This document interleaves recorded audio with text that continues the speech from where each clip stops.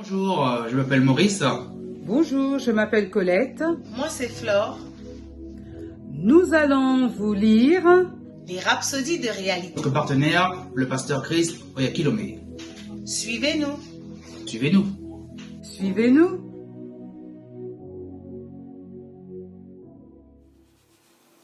Bonjour. Rhapsodie de réalité du pasteur Chris Oyakilome. Notre thème d'aujourd'hui, c'est être né de nouveau. Jésus lui répondit, en vérité, je te le dis, si un homme ne naît de nouveau, il ne peut voir le royaume de Dieu. Dans Jean 3, verset 3. Dans notre étude précédente, nous avons appris que le chrétien n'est pas un homme naturel. L'homme naturel est soumis à la défaite, l'échec, la pauvreté et aux incertitudes de la vie. Il est dominé par les rudiments de ce monde maléfique, présent, sans espoir de succès dans la vie.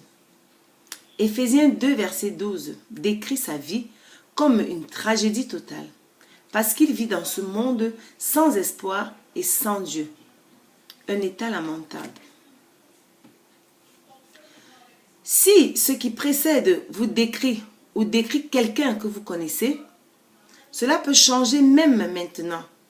Oui, vous pourriez avoir reçu comme un homme naturel, sujet aux dépravations et aux influences corruptibles de ce monde naturel, mais vous pouvez commencer une nouvelle vie aujourd'hui en naissant de nouveau. Jésus dit, si un homme ne naît de nouveau, il ne peut échapper à la destruction et au péril dans ce monde. Pourquoi devrait-on rester un homme naturel et être secoué par les tempêtes et les violentes rafales de la vie? Seul celui qui est né de nouveau est retranché des ténèbres, du mal et du péril. Jean 3, 16 nous dit, car Dieu a tant aimé le monde qu'il a donné son Fils unique, afin que quiconque croit en lui ne périsse point, mais qu'il ait la vie éternelle. La mort, l'ensevelissement et la résurrection de Jésus vous ont déconnecté du domaine de Satan et de ce monde des ténèbres et des tourments et vous ont transféré en Christ dans la glorieuse liberté du Fils de Dieu. Les forces négatives de ce monde ne peuvent pas prévaloir contre vous. L'échec, la maladie, la pauvreté et tout ce qui est négatif ne font pas partie de votre vie quand vous êtes né de nouveau. Vous vivez dans la victoire de Christ chaque jour, de telle sorte qu'à la fin de la vie sur terre, vous vous teniez devant lui dans la gloire. Mais cela ne peut pas arriver si vous n'êtes pas né de nouveau, si vous restez un homme naturel. L'homme naturel ne peut pas recevoir les choses de l'Esprit de Dieu, mais quand vous recevez Christ dans votre cœur et apprenez à connaître l'Esprit Saint, il vous dévoile le cœur du Père. Si vous n'êtes pas né de nouveau, c'est votre moment. Allez à la page de la prière du salut vers la fin de ce dévolutionnel. Dites cette prière du fond de votre cœur.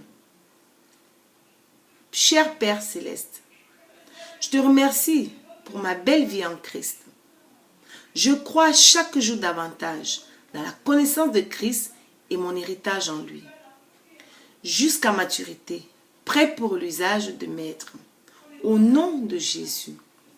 Si vous voulez faire une lecture approfondie sur ce thème, Tite 2, 11 à 14 nous dit, car la grâce de Dieu, source de salut pour tous les hommes, a été manifestée. Elle nous enseigne de renoncer à l'impiété et aux convoitises mondaines et à vivre dans le siècle présent selon la sagesse, la justice et la piété, en attendant la bienheureuse espérance et la manifestation de la gloire du grand Dieu et de notre Sauveur Jésus-Christ, qui s'est donné lui-même pour nous, afin de nous racheter de toute iniquité et de se faire un peuple qui lui appartienne, purifié par lui et zélé pour les bonnes œuvres. Alléluia, soyez bénis.